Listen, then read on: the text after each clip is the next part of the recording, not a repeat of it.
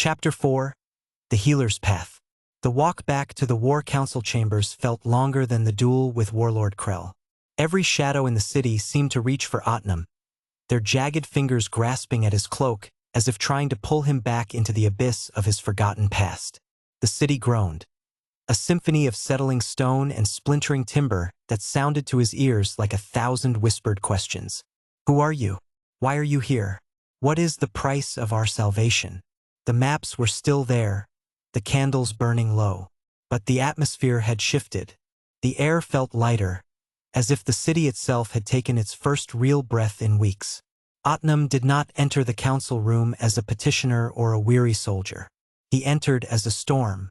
High Commander Lyra Stormwind and Sergeant Marcus Ironheart were already there, their faces etched with the exhaustion of 1,000 lifetimes.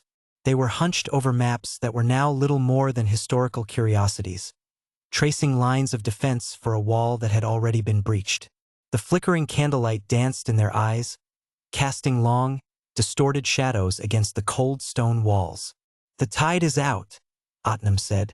His voice was flat, stripped of the supernatural resonance that had shattered Krell's resolve. It was the voice of a man who had seen the end of the world and was now tasked with sweeping up the ashes. "Voss is gone. Krell is dead. The city is mine." Lyra straightened, her silver hair shimmering like a blade in the dim light. "Yours? By what law? We have a council.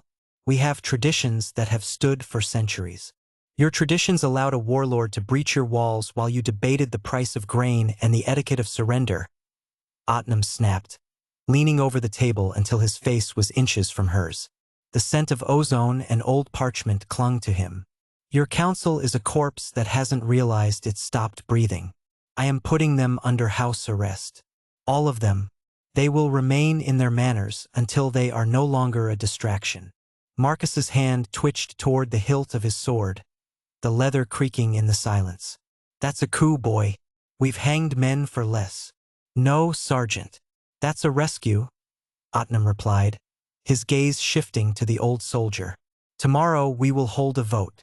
We will let the people decide if they want the men who hid in the cellars, or the man who stood at the eastern gate. But until the sun rises, I am the law.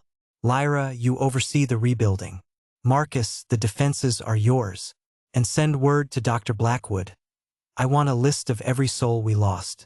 We will not forget a single name. To forget is to let them die a second time." He turned away from them, walking to the narrow window that looked out over the flickering fires of the city. Below, the survivors were moving like ghosts through the ruins. "I came here to bring peace," he whispered to the cold glass, his breath fogging the surface. "Even if I have to break this world to do it." Otnum stepped out into the night-shrouded streets, the weight of his new responsibilities settling upon him like a leaden shroud. The city pulsed with a fragile, aching resilience. He saw it in the workers repairing the walls by torchlight, their hammers striking a rhythmic beat against the silence. He saw it in the families huddled together for warmth, and the children who, with the terrifying adaptability of youth, played games of warlord and archon amidst the rubble. His dark vision allowed him to see the world in shades of violet and silver, piercing the gloom to find the details others missed. The tremor in a mother's hand as she stroked her child's hair, the grim set of a craftsman's jaw. People paused as he passed, recognizing the silhouette that had stood against the tide. Some whispered prayers, some stared with hollow eyes, and some offered tentative nods of respect that felt heavier than any insult. Near a partially collapsed fountain, a small figure caught his eye. A young girl, no more than 10, sat on a broken plinth. Her clothing was a mosaic of patches, and a makeshift bandage on her arm was stained with the rust-colored dust of the siege. She didn't look away as he approached. Her gaze was direct, searching. "Are you really going to help us?" she asked. Her voice was small, but it carried through the quiet street with the weight of an indictment. Otnum knelt, bringing himself to her level. The cold stone bit into his knees, but he didn't feel it. "Yes," he said, his voice softening into something he hadn't known he possessed. "I intend to. What is your name, little one?" "Elena," she replied, pointing to a worn wooden tag stitched to her tunic. "My mother is sick. The healers at the temple say they are overwhelmed, and we don't have the coin for the apothecary's trade. If you really are the protector, maybe you could find the herbs? The old market district has them, but the soldiers say it's haunted by the tide's ghosts." She pointed toward a jagged section of the city where the fires still smoldered. "Can you help her? Please." "I will try," Otnam promised. He closed his eyes, reaching out with his senses. He didn't look for the jagged, destructive energies of the weave, but for the subtle, cooling whispers of evening glory. A profound sense of clarity washed over him, a silver thread of intuition pulling at his soul. In his mind's eye, he saw a tilted building near the western wall, its windows dusty but unbroken. Hanging in the shadows of the rafters were dried bundles of silvery green herbs, king's foil and moonsage. "Follow me," Otnam said, rising. His dark vision carved a path through the city's broken landscape. He moved with a supernatural precision, stepping over fallen masonry and abandoned carts without a sound. Elena followed closely, her small hand occasionally catching the hem of his cloak for reassurance. To her, he was a giant walking through a nightmare. To him, she was the only thing in the city that felt real. The apothecary emerged from the gloom exactly as the vision had promised.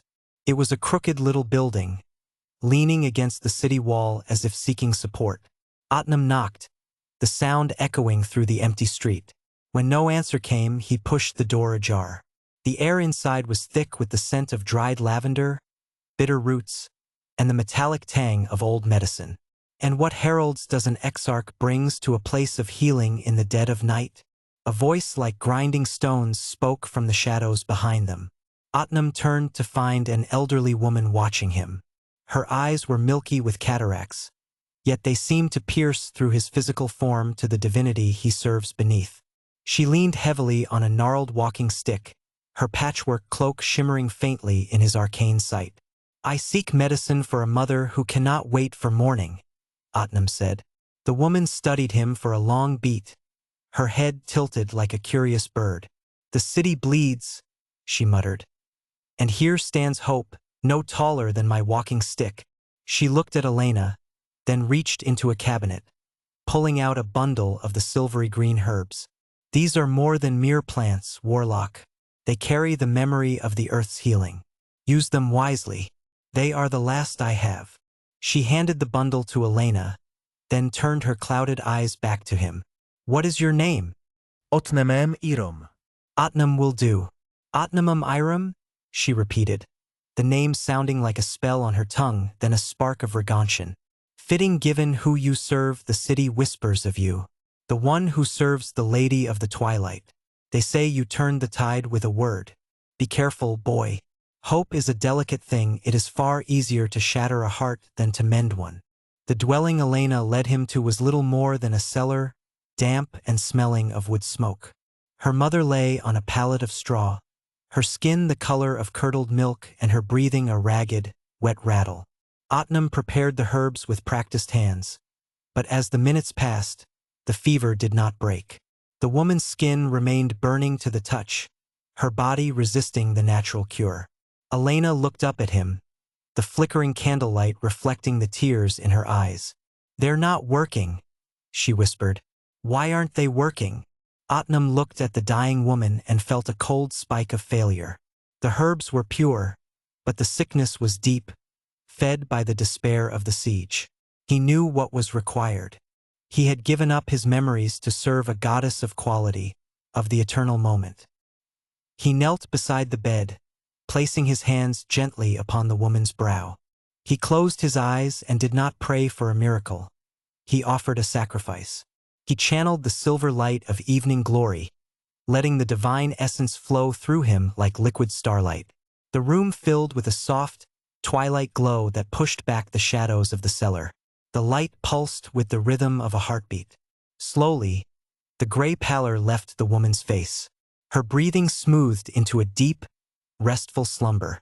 The fever vanished, not suppressed, but unmade. You saved her," Elena whispered, her voice hushed with awe.